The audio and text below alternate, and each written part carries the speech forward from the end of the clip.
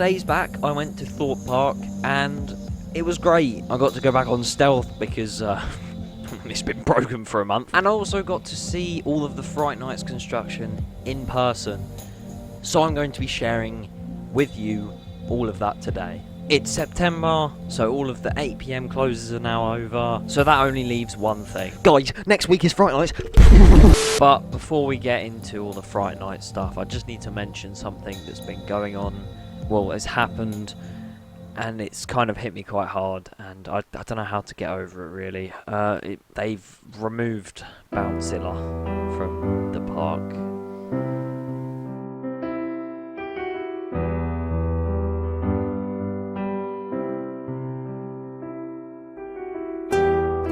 Anyway, moving on to the actual Fright Nights content.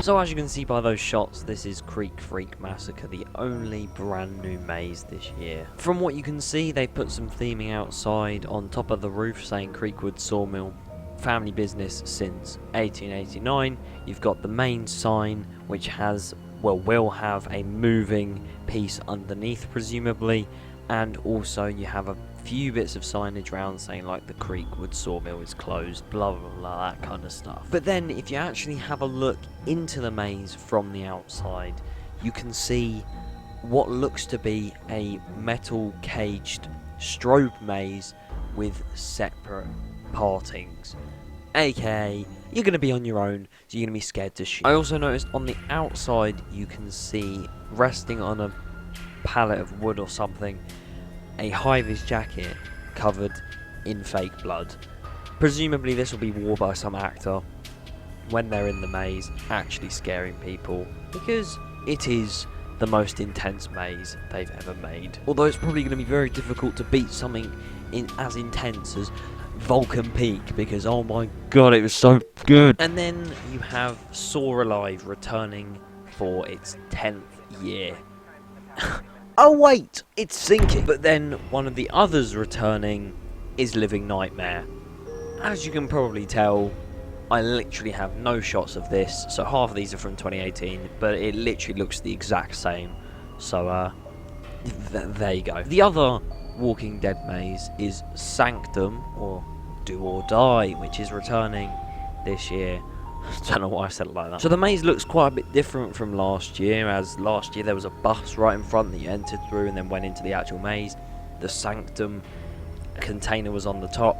This year there's no bus in sight, and there is literally a Sanctum container on the floor with a white one just up in the air. Don't really know what's going to happen. There's like a swing set on there, so presumably that's just going to be for an actor to do whatever it wants on.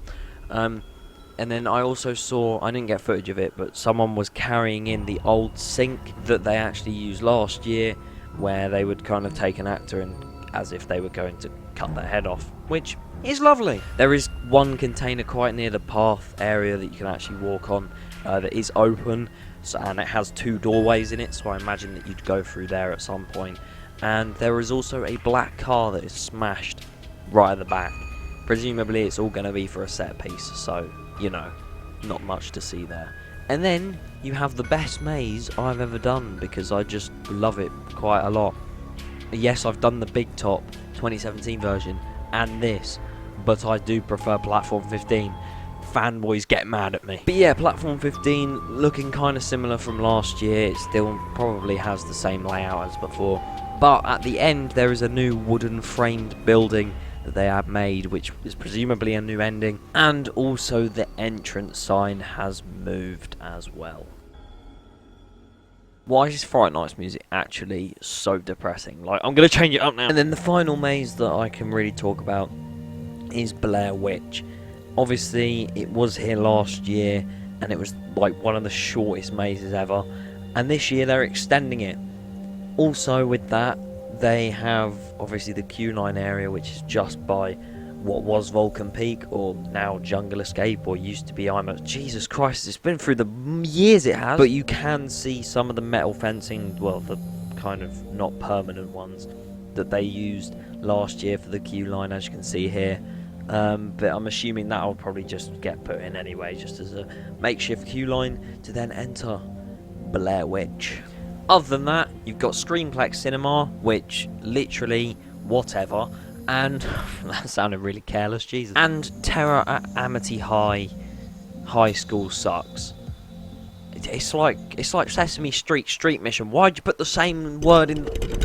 But anyway, that's it. I may be wrong on a lot of things, but I don't know Fright Nights that well. I've literally only started going in 2017 because that was my first Fright Nights or even Halloween event at a theme park.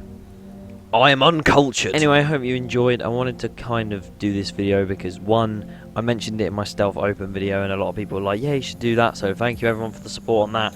And I'm just really looking to Fright Nights. Nice. I'm just really looking forward to Fright Nights this year because I feel like it's now actually quality over quantity, whereas last year was the other way around. So I cannot wait to see what they do with this year's event.